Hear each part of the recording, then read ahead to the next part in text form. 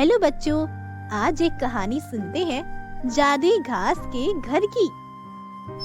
अपूर्वा एक छोटे से गांव की लड़की थी। उसका रंग काला था, इसीलिए सभी उसे काली माई कहकर चिढ़ाते थे। एक दिन उसकी माँ शांति देवी गुस्से से बोली, हे भगवान, आज 10 साल बीत गए।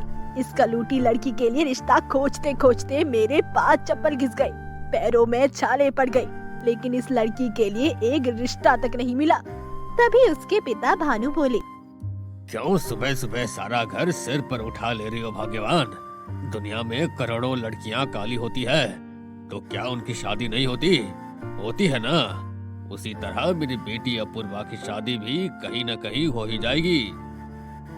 अजी, उनकी शादी इसलिए हो जाती है क्योंकि वो लड़के वाले को भर भर कर दहेज देते हैं। यहाँ तो उसका भी अकाल है, ना तो दहेज ही है और ना ही हमारी लड़की सुंदर है।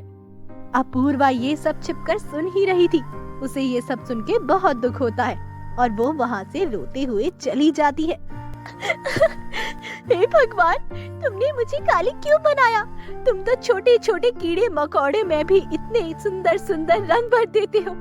फिर क्या मुझे बनाते वक्त तुम्हारे पास रंगों का अकाल पड़ गया था, जो मुझे तुमने केवल काले रंग से रंग दिया? अपूर्वा के पिता भानु से अपनी बेटी का ये दुख देखा नहीं गया और वो अपूर्वा को शांत करा जोश से बोले, अरे रो मत मेरी बेटी, तुम्हारा ये पिता तुम्हें अब और कुमारी नहीं रहने देगा। मैं तुमसे वादा करता हूँ कि 1 हफ्ते के अंदर मैं तुम्हारी शादी एक बड़े और संपन्न घर में कराऊंगा। भानु को एक तरकीब सूझती है और वो शहर में कपड़ों के एक मशहूर बिजनेसमैन राजीव के पास जाकर बोलते हैं, अरे राजीव बेटा सुनो, मैंने सुना है तुम्हें वेस्ट इंडीज में अपने व्यापार का विस्तार करने के लिए एक काले रंग की मॉडल की तलाश है। हाँ अंकल, लेकिन ये आपको कैसे पता? न्यूज़पेपर से मेरे बेटे। खैर, मैं ये कह रहा था कि जैसी मॉडल की तुम्हें जरूरत है, मेरी बेटी बिल्कुल वैसी है और वो तुम्हारे साथ जिंदगी भर बिना पैसे लिए काम भी कर सकती है, लेकिन एक शर्त पर। कैसी शर्त अंकल? तुम्हें मेरी बेटी से शादी करनी होगी। राजीव तो पहले ये सुन आश्चर्यचकित रह गया था, फिर ये सोच कि इससे वो मॉडलों पर खर्चा होने वाले करोड़ों रुपए की फीस बचा लेगा, वो इसके लिए तैयार हो जाता है और धूमधाम से राजीव और अपूर्वा की शादी हो जाती है। देखा मेरी बेटी, मान गई ना अपने पिता की बुद्धि को। देखो, आखिरकार मैंने अपना वादा पूरा कर दिया। राजीव का रंग गोरा था और उसका रूप भी सबको बहुत पसंद आता था, पर शादी के बाद अपूर्वा को जल्दी समझ आया कि राजीव के घर वालों की सोच बिल्कुल अलग थी।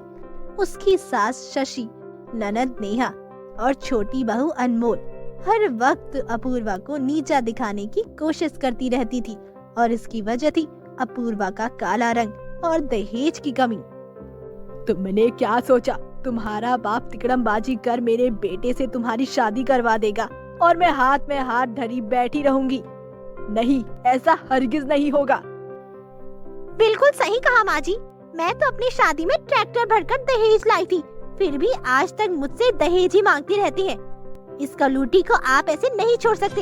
हाँ माँ, माना कि मैं दिखने में बदसूरत हूँ और दहेज भी नहीं लाई, लेकिन मैं आपसे वादा करती हूँ कि मैं कभी भी आपको कोई कमी महसूस नहीं होने दूंगी और एक अच्छी बहू की तरह जीवन भर आपकी सेवा करूंगी। तभी अपूर्वा की ननद नेहा तुनक कर बोलती है, हमें आपकी सेवा नहीं चाहिए भाभी, बल्कि मेवा चाहिए, मेवा, दहेज रूपी मेवा। लेकिन नेहा, मेरे पिता एक गरीब किसान है और माँ साधारण सी गृहिणी, मैं इतना दहेज कहाँ से लाऊंगी? बस बस, ये नाटक करने की जरूरत नहीं।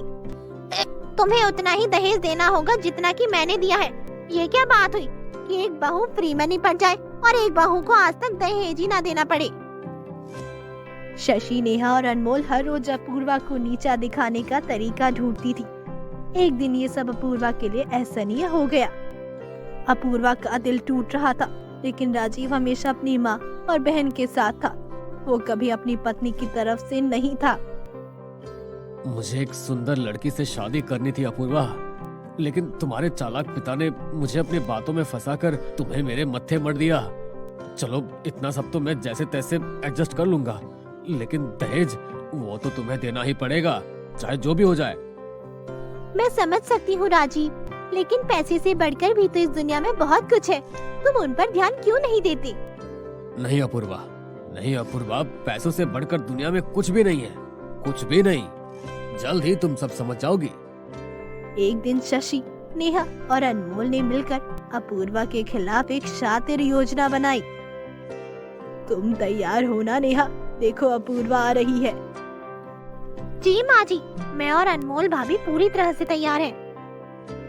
अपूर्वा जैसे ही अपनी छत पर अब कपड़े डालने आती है, नेहा और अनमोल उसके पीछे एक खूंखार कुत्ते को छोड़ देते हैं, जिससे डरकर अपूर्वा छत से नीचे बुरी तरीके से गिर जाती है और घायल हो जाती है। बचाओ मुझे, कोई तो बचाओ। तभी राजीव उसे अपनी माँ शशि की एक मनपसंद हॉस्पिटल में भर्ती करवाता है। ये देख शशि चहकते हुए बोलती है, आखिरकार हमारा प्लान सक्सेसफुल हो ही गया। अब वो डॉक्टर अपूर्वा के सारे महत्वपूर्ण ऑर्गन निकाल हमें दे देगा, जिससे करोड़ों में बेचकर हम मालामाल हो जाएंगे। तभी डॉक्टर उन्हें बताता है कि अपूर्वा अंदर नहीं है। ये सुन तीनों के होश उड़ जाते हैं। क्या कहा? अपूर्वा अंदर नहीं है, लेकिन गई कहाँ? कहीं उसे हमारे प्लान के बारे में पता तो नहीं चल गया माँ जी? हाँ भाभी, आपने सही कहा, मुझे भी कुछ ऐसा ही लगता है। दूसरी ओर अपूर्वा जो हॉस्पिटल से भाग गई थी, वो एक सुनसान जंगल में जाकर रहने लगी। अच्छा हुआ अपूर्वा, उस दिन चुपके से तूने उन तीनों डायनों को डॉक्टर के साथ तेरे शरीर का सौदा करते हुए देख लिया, नहीं तो वो तुझे जान से ही मार देती। दहेज के लालच में कोई इतना भी गिर सकता है, ये मैंने सपने में भी नहीं सोचा था। अपूर्वा उसी जंगल में रहने लगी जहाँ सर्दियों की रात उसे बहुत ठंड लगती। कितनी ठंड है यहाँ, अगर इसी हाल में मैं रही तो यहाँ जिंदा नहीं बचूंगी। उस सुनसान जंगल में अपूर्वा के अलावा और कोई नहीं रहता था, इसीलिए अपूर्वा ही उस जंगल की देखभाल करती। धीरे धीरे जंगल के सारे पशु पक्षी अपूर्वा से बहुत प्यार करने लगे और सभी ने उसके लिए एक जादुई घास का घर बनाया। तभी एक दिन, सुनिए, क्या मैं यहाँ कुछ दिनों तक रह सकता हूँ? मैं इस जंगल में भटक गया हूँ। अपूर्वा देखती है कि एक राही जो जंगलों में भटक गया था, वो अपूर्वा से कुछ दिन के लिए उसके जादू के घास के घर में रहने के लिए शरण मांगता है। अपूर्वा उसे शरण दे देती है, जहाँ धीरे धीरे उन दोनों के बीच प्यार हो जाता है और वो उसी जादू के घास के घर में शादी करके रहने लगते हैं। तो दोस्तों, अगर वीडियो आपको अच्छी लगी हो तो वीडियो को लाइक करें, कमेंट करें और हमारे चैनल को सब्सक्राइब करना मत भूलिएगा। मिलते हैं अगली वीडियो में, तब तक के लिए बाय बाय।